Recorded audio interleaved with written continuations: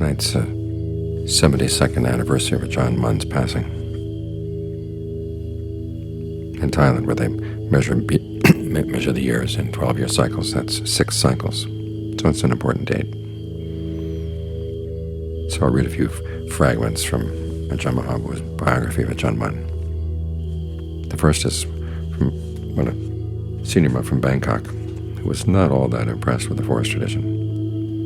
Came to visit Ajaan Mun. He asked a question. It's known that you like to stay in the wilds, not having anything to do with monks or lay people. What do you do when a problem arises? To whom do you go for help?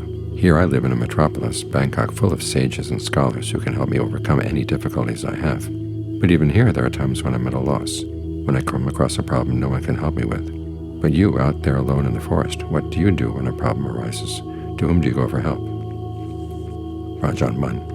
I hear and study the Dharma night and day in all my activities except for when I'm asleep. The moment I wake each morning, the Dharma comes in and makes contact with my heart. As for problems, there's not a moment my heart is free from them.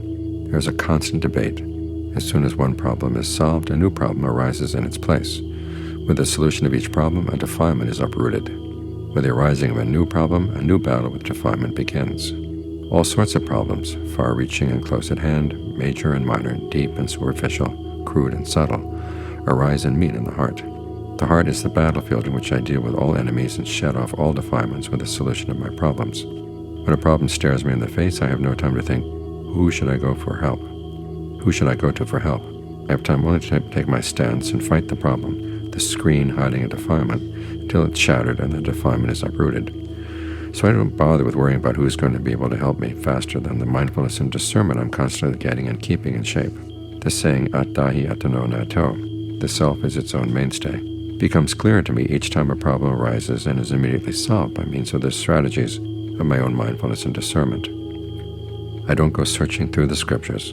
Instead, the Dharma, natural mindfulness and discernment, springs up, does battle, and deals with the situation on its own until it can work its way free from other problems. Even in a case where this doesn't happen automatically, it's simply a matter of an especially profound and complicated problem, requiring extra time and delicacy. Ultimately, I've found there's no problem beyond the powers of the mindfulness and discernment I've used to such advantage so far. Each problem will eventually reach the point where it has to dissolve. This is why I'm not especially interested in searching for people who might help me with my problems, and why I'm very interested in living alone. I'm perfectly happy to be off by myself in physical and mental solitude. Questions of life and death are made simple this way. There's no one else to be concerned about. When I stop breathing, that will simply be the end of the matter. And then some excerpts from Ajaan Mun's final sermon. After stating that he no longer was concerned with whether his body would survive, he went on to say, "What does concern me now is those of you who have come to train with me from near and far. I'm afraid that you won't have any firm principles for your heart to hold to after I'm gone. That's why I've been warning you all along. Don't be heedless and complacent, thinking that the defilements, the fuel for becoming for endless birth and death, are minor affairs that won't be any danger to you, so that you won't stir yourselves to resolve them, to extract them while you still have the time and the opportunity to do so. When the time comes when it's too late, you won't be able to do anything to them.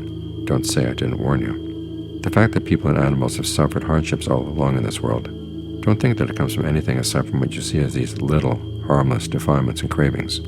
I've searched out the source of birth and death and this mass of major and minor sufferings to the utmost of my mindfulness and discernment. I found nothing else that leads the mind to look for places to take birth and die, and to experience major and minor sufferings, other than the defilements that the beings of the world see as so trivial that they totally overlook them. They're the main culprits. To die with a sense of enough in every way is to die in a way that's free from worry and released from suffering. No matter where you go, there's nothing lacking. People enough in every way don't have to expect or hope for anything at all. They can simply stay with that enoughness. But if you die with defilements, this state of not having enough, then no matter which world you go to, that sense of not enough will stick to your heart, forcing you to suffer in proportion to the defilements that are still there in the heart. Whoever is persistent, whoever is courageous, whoever is resilient in the fight with defilements, those things that run counter to the Dharma at all times, will meet with a cool shade of peace in this world, at this moment, in this very heart. All I ask is that your discernment, the weapon that cuts away all the things weighing down your heart, be razor sharp, There's no other tool in all three levels of the cosmos so much at the cutting edge for stripping away defilement of every sort, like mindfulness and discernment. Every Buddha, every Arahant has stripped away every sort of defilement by using mindfulness and discernment. They didn't use any other weapon aside from this, which is why they didn't praise anything else more highly than mindfulness and discernment.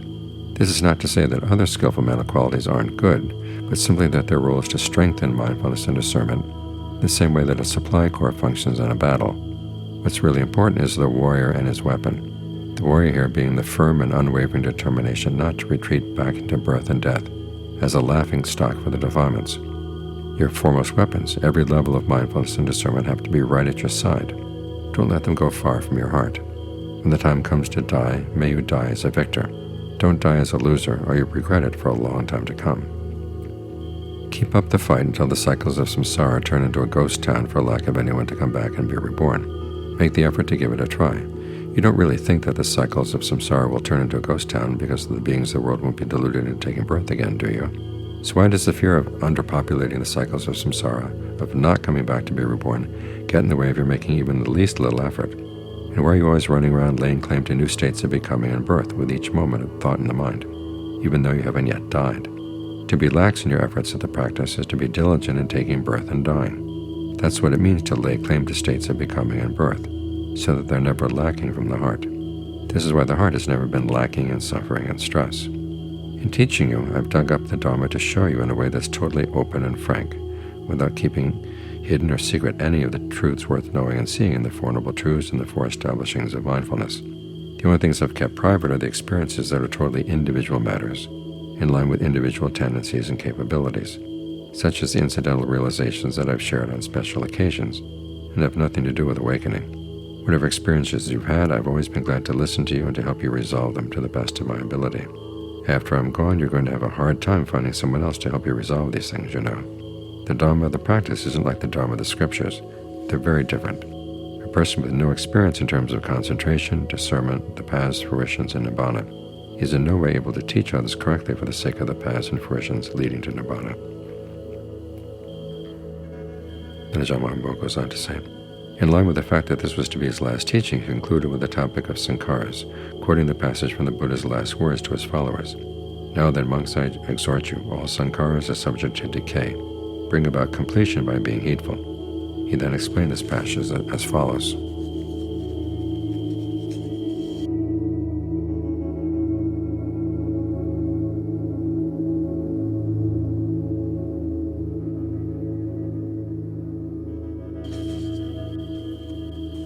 The word sankhara in the Buddha's last words covers all dhammas, but he was aiming at internal sankharas more than anything else, so that we would see the importance of the sankharas that act as the cause of suffering, that disturb the mind and make it fall for them, so that it can't be still or its own self. When we investigate sankharas, the mind's fabrications, both crude and subtle, when we're thoroughly aware of them in their entirety, then they disband. When sankharas disband, the heart is free from disturbance. Even though some thoughts may still form, it's simply in line with the ordinary nature of the khandhas, called khandhas pure and simple.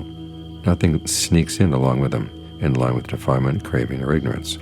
If you were to make a comparison with sleeping, it's like a sound sleep with no dreams to disturb it.